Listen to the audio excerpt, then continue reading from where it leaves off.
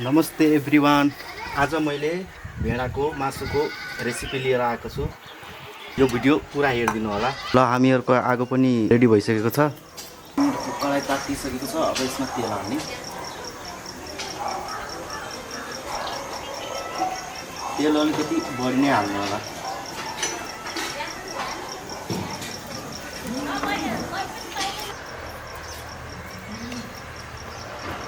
मेथी पनि हल्का brown colour भइसकेको छ। अब अघि मैले चप गरेर राखेको प्याज हाल्छु। यो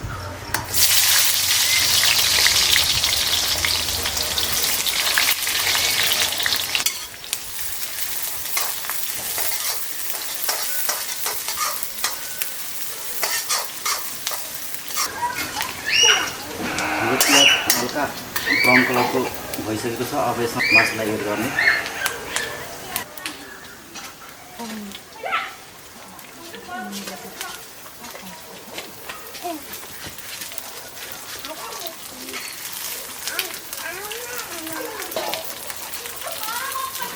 र मासुलाई मजाले एकछिनसम्म भुट्ने।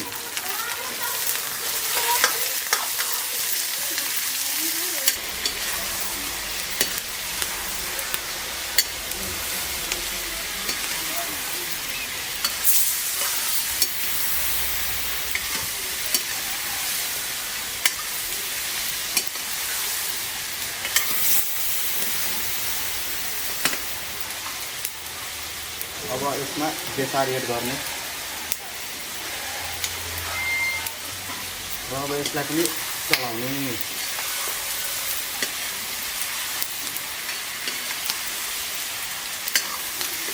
अब यसमा नुन एड गर्ने टेस्ट अनुसार है।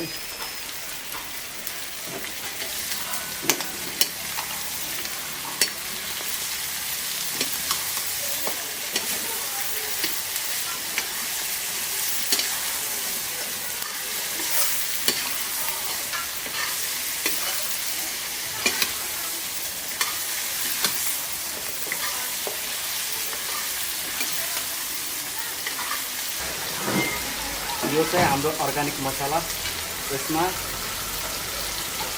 Ginger, garlic, cinnamon cut, coriander seed, cumin seed सबै मिक्स गरेर पिसेको मसला हो।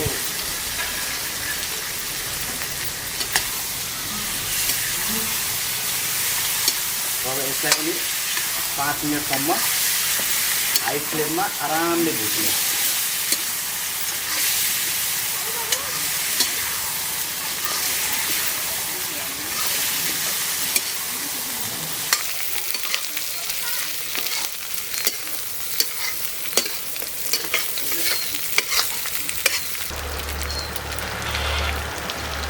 अब चप गरेर राखेको टमाटरलाई एड गर्ने।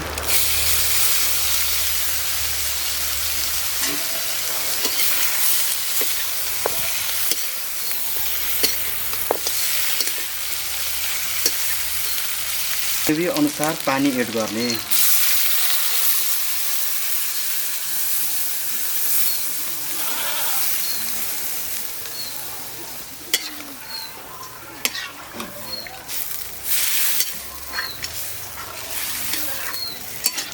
यो भेडाको मासु निकै चाम्रो हुन्छ, त्यसैले 10 मिनटसम्म यसलाई ढाकेर राम्रोसँग पकाउनु। एकचोटि हाम्रो मासु हेरिदिउँ न त कतिको पाक्यो।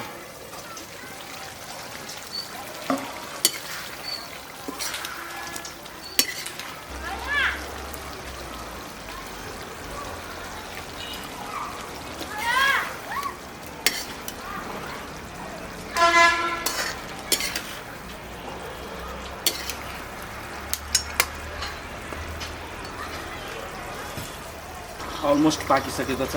अब यसमा कोरिएन्डर लिफलाई एड गर्नु।